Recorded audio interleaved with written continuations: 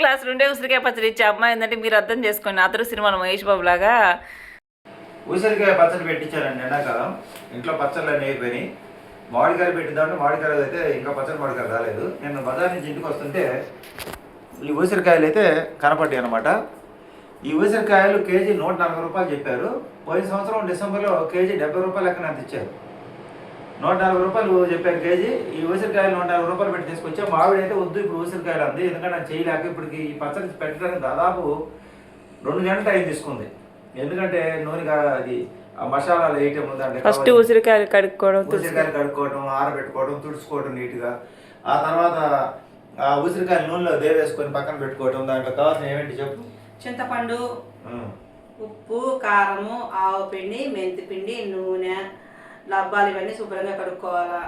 ఆ వీడియో అమ్మ దాంట్లో పెట్టిద్ది. ఇవన్నీ ఏర్పాటు చేసుకొని వీడియో కావాలంటే నా ఛానల్ ఒకటి చూడండి. ఇవన్నీ ఏర్పాటు చేసుకొని ఉసిరికాయ పచ్చడి అయితే రెడీ చేయడం జరిగింది అనమాట. ఇప్పుడు ఈ పచ్చడి గురించి మీకు ఒక విషయం చెప్పాలి. నాకు కొంచెం అన్నం పెట్టి కలుపుకుందంటే చెప్తా. ఈ ఉసిరికాయ పచ్చడి చెప్పు 1986 సంవత్సరం, 84 సంవత్సరం, 82 సంవత్సరం అది. కాసేపు గుర్తు తెచ్చుకో. 1982 సంవత్సరం. నా వయసు కరెక్ట్గా 10 సంవత్సరాల వయసు అండి. నాకు అప్పటికి 3-4 స్కూళ్ళు మారాను. 4వ స్కూలు ఉల్చిలో చేర్చింది మా అమ్మ. 4వ తరగతి 4వ తరగతి ఉల్చిలో కాన్వెంట్ మానుకొని, శారదనికేతన కాన్వెంట్ మానుకొని మా అమ్మమ్మ ఊళ్ళో, మా ఊర్లో ఉండే స్కూల్ కూడా మానుకుంటే ఇక నాకు ఏ స్కూల్లో నా టీచర్లు కొడితే ఆ స్కూల్కి పోను. మళ్ళీ ఉల్చిలో చేర్చాను నాకు 4వ తరగతి. కొంచెం అన్నమేమా ఆ ఉల్చి స్కూల్కి పోయి ఆ స్కూల్కి రోజు రెగ్యులర్గా స్కూల్కి పోయి వస్తుంటే ఒక రోజు విపరీతంగా జ్వరం వచ్చింది. నాకు ఉసిరికాయ పచ్చడి అంటే ఇష్టం. చిన్నప్పుడు ఎవరో పెట్టారు, మా ఇంట్లో మా అమ్మమ్మ పెట్టలేదు కానీ ఎవరో పెడితే తిన్నాను అనమాట. చాలా ఇష్టం. ఎందుకంటే ఆ కాయలు చూస్తుంటే, నూనెలో వేసిన కాయలు చూస్తుంటే చాలా ఇష్టం అనమాట ఉసిరికాయలు అనేది. పుల్లంగా రకరకాల రుచులు ఉంటాయి అనమాట. 4-5 రకాల రుచులు ఉసిరికాయ. అది ఇష్టమని నేను ఉసిరికాయ పచ్చడి ఇష్టమని చెప్పి మా అమ్మతో చెప్తా ఉంటాను. పెట్టు. అయితే ఈ జ్వరానికి నేను ఉల్చి నుంచి స్కూల్లో బాగా జ్వరం వస్తే ఆ టీచర్లు ఏం చేశారంటే ఇంటికి పోని చెప్పారు. నాకు మా అమ్మమ్మ వాళ్ళ ఊరికి ఆ ఉల్చి నుంచి నడిచి రావాలంటే దాదాపు 2.5 కిలోమీటర్ రోడ్డు మీద నడిచి రావాలంటే అడ్డం పొలాల్లో చేస్తే మటుకు 1.5 కిలోమీటర్. నేను బస్సులో వచ్చే రూట్ మీద నడుచుకుంటే ఆ బ్యాగ్ తగిలించుకొని అక్కడక్కడ కూర్చొని 100-200 జ్వరం, విపరీతమైన జ్వరం అనమాట. ఆ జ్వరంలో నడవలేక ఇంటికి జాగ్రత్త భయం ఆ చిన్న వయసులోనే. ఆ రోజుల్లో బస్సులు ఎప్పుడో రోజుకు 2 ట్రిప్పులే ఉంటుంది బస్సు అనమాట. ఉసిరికాయ పచ్చడి చాలా టేస్టీగా ఉంది. ఇప్పుడే పెట్టింది, బాండితోటి చేసింది అనమాట. స్టోరీ చెప్పు. ఆ స్టోరీలోకి వెళ్తే నేను ఇంటికి చేరేది ఎలా అని చెప్పి ఆ విపరీతమైన జ్వరంలో చిన్నగా చేరి ఆ మా ఇంటి పక్కన 4-5 కొట్టాలు ఉంటాయి. వెనక పక్క పరిగెళ్ళు కొట్టాలి వాళ్ళ మంచం మీద. మా అమ్మ ఏంటంటే ఫుల్గా జ్వరం వచ్చిందని చెప్పి అమ్మకి చెప్పాను. ఆ తర్వాత ఆ ట్యాబ్లెట్ కూడా అందుబాటులో లేవు. తడిగుడ్డ ఏదో తల మీద వేసి ట్యాబ్లెట్లు తెప్పిద్దామని చెప్పి ఉమ్మడి నుంచి తెప్పిస్తారు ట్యాబ్లెట్లు. మాకు దేవరంపాటులో కంపౌండర్ ఉన్నాడు. ఆయన దగ్గరికి పోయి తీసుకొచ్చి సాయంత్రం ఇంజక్షన్ చేపిస్తామన్నారు. ఈ లోపల నాకు ఇష్టమైన ఉసిరికాయ పచ్చడి నాకు అలా చిన్నప్పుడు మా ఇంటి దగ్గర ఉండే పల్లెటూరు కదా అది, ఒక అమ్మాయి. ఆ అమ్మాయి ఏం చేసిందంటే మా ఇంట్లో ఉసిరికాయ పచ్చడి పెట్టారు, మా అమ్మ మీకు ఇచ్చిరమ్మంది అని చెప్పి మా అమ్మకి వచ్చి ఇచ్చింది. అక్కడ వరుసలు పెట్టి పిలుస్తారు. పక్కన అమ్ముంది నాన్న, భయపడట్లేదు నువ్వు? భయపడడానికి లవ్ స్టోరీ కదా. నా వయసు 10 సంవత్సరాలు, ఆ అమ్మాయి వయసు 8 సంవత్సరాలు. అప్పుడు బాగానే మాట్లాడుకుంటాం కదా పల్లెటూరులో. అలా తెచ్చిచ్చేసరికి నాకు ఇష్టమైన ఉసిరికాయ పచ్చడి వచ్చేసరికి అంతలా జ్వరంలో కూడా నాకు తినాలనిపించింది అనమాట. తినాలనిపిస్తే మా అమ్మ తినకూడదు అంటానే ఉంది. నేను తింటానని చెప్పి నేను పచ్చడి వేసుకుని తిన్నా. ఇంకా జ్వరం సాయంత్రానికి ఇంకా ఎక్కువ అయిపోయింది. ఇప్పుడు ఇది స్టోరీ దాదాపు అన్నట్టు ఆదివారం ఈరోజు ఉసిరికాయ పచ్చడి తినకూడదు, ఉసిరికాయ పచ్చడి తినకూడదు అని అంటున్నా. అవును చెప్పారు మనకి. అయితే విచిత్రం ఏంటంటే గుర్తులేదు, మేము చిన్నప్పుడు అందరం కలిసిమెలిసి ఆడుకుంటుంటాం. ఆ బాల్యమే చాలా బాగుండేది.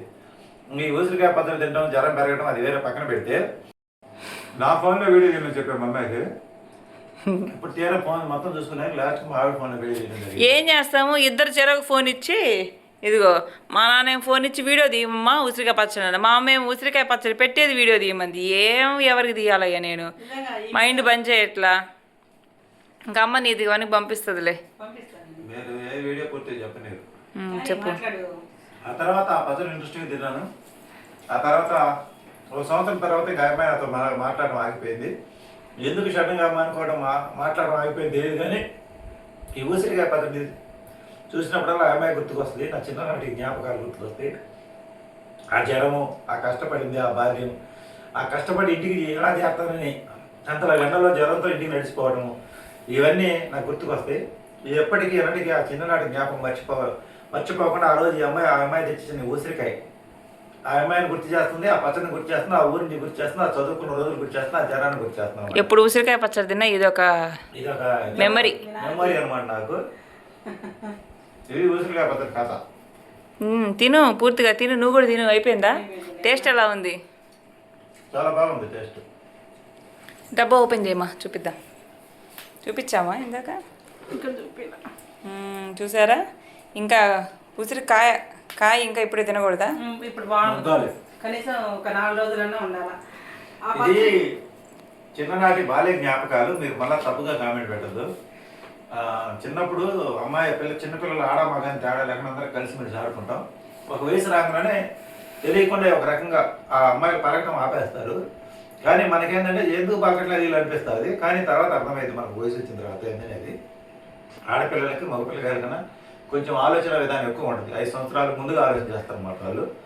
అందువల్ల మగపిల్లలతో మాట్లాడకూడదని వయసు రాగానే వాళ్ళు ఆటోమేటిక్గా మాట్లాడటం ఆపేస్తారు. కానీ మనకు ఆ చిన్ననాటి జ్ఞాపకాలు చాలా తీపి గుర్తులు, అనుభవాలు, ఆనందాన్ని అయితే తలుచుకున్నప్పుడల్లా. ఇది 44 సంవత్సరాల క్రితం జ్ఞాపకం. ఇది ఇప్పుడు కూడా గుర్తుంది నాకు.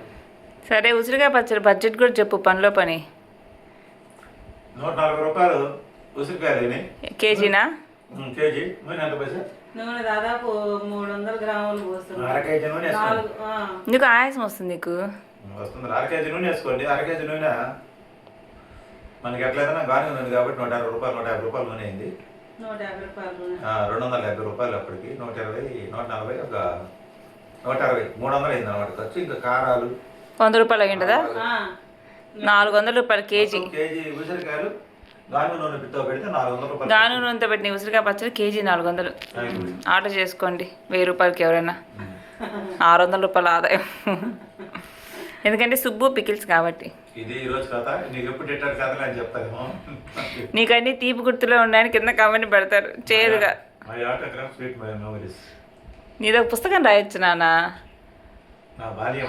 నా స్వీట్ మెమరీస్ అని రోజుకో కథ రిలీజ్ చేయి. ఇలాంటివి చాలానే ఉంటాయి కానీ పుస్తకంలో కథలు. సిగ్గు ఒక్కలేస్తుంది. ఏదైనా కథలు అనేసరికి ముసి నవ్వులు. ఏమి నవ్వుతారో. మీ ఆవిడ తెలియకుండా కమెంట్ చేయండి. మా నాన్న అంటే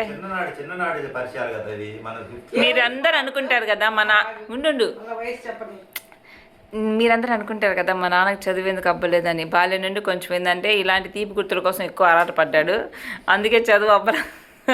4th క్లాస్ నుండే ఉసిరికాయ పచ్చడి ఇచ్చే అమ్మాయి ఏంటంటే మీరు అర్థం చేసుకోండి. అతడు సినిమాలో మహేష్ బాబు లాగా అది అట్ట అలా గడిచిపోయింది. ఆ రోజులు. ఇప్పుడు ఈ వల్ల మా పాత జ్ఞాపకాలకు వెళ్ళిపోయాను.